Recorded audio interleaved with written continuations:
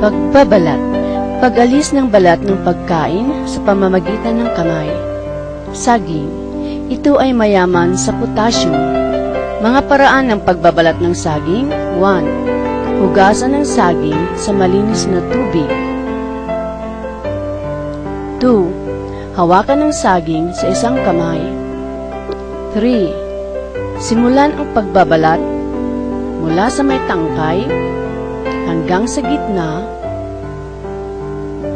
at sa gitna hanggang sa ibaba o dulo nito. Hayan, ang saging ay nabalatan na. Punkan, ito ay mayaman sa vitamin C. Mga paraan ng pagbabalat ng punkan. 1. Sa malinis na tubig, hugasan ang punkan. 2. Bahagyang lagyan ng kunting butas o hiwa sa ubat ng punkan gamit ang hinlalaki. 3. Simulan ang pagbabalat mula sa ubat ng punkan hanggang sa dulo o ibaba nito.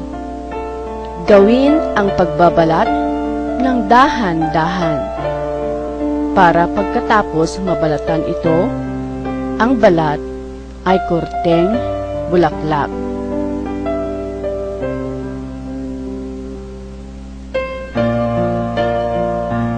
Talop.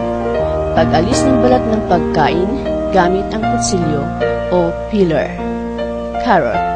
Nagtataglay ng beta-carotene o vitamin A, nagpapababa ng cholesterol level at nagpipigil ng cancer cells. Mga paraan ng pagtatalop ng carrot. 1. Sa malinis na tubig, hugasan ang carrot.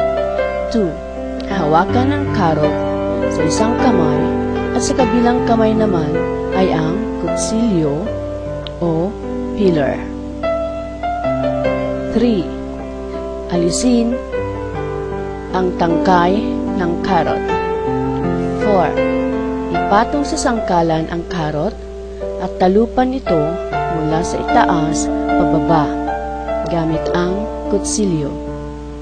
Sa paggamit ng kutsilyo, dapat ang talim nito ay papalayo sa iyo upang maiwasan ang pagkasugat.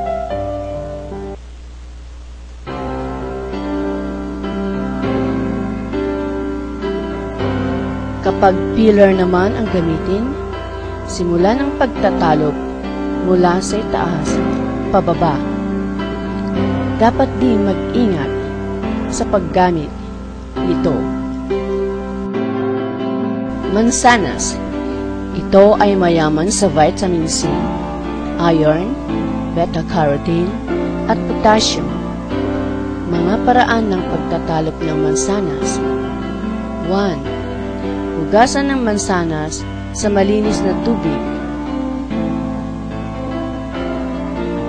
2. Hawakan ang mansanas sa isang kamay at sa kabilang kamay naman ay ang peeler. 3. Talupan ang mansanas ng paikot mula sa taas hanggang sa ibaba nito. Dapat manipis lamang ang alisin na balat ng mansanas. Kapag gamitin ang kutsilyo, dapat ipatong ang mansanas sa sangkalan. Talupan ito mula itaas pababa. Mag-ingat sa paggamit ng kutsilyo.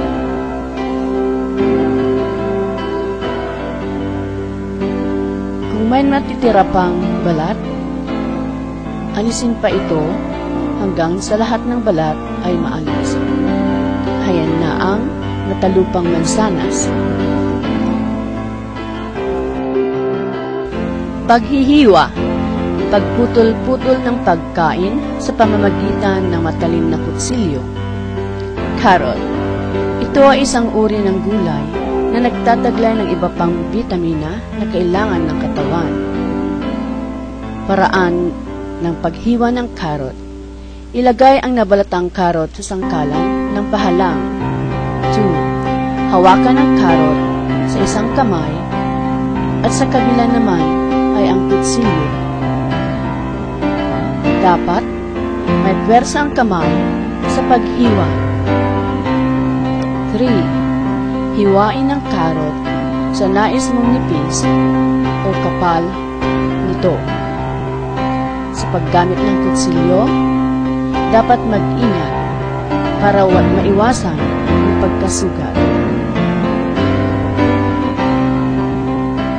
Pipino, nagtataglay ng vitamin A, C, at folic acid.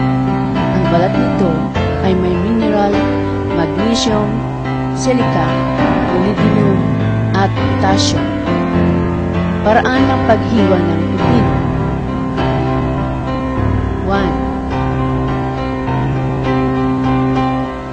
Hugasang mabuti ang pipino sa malinis na tubig o dumadaloy na tubig.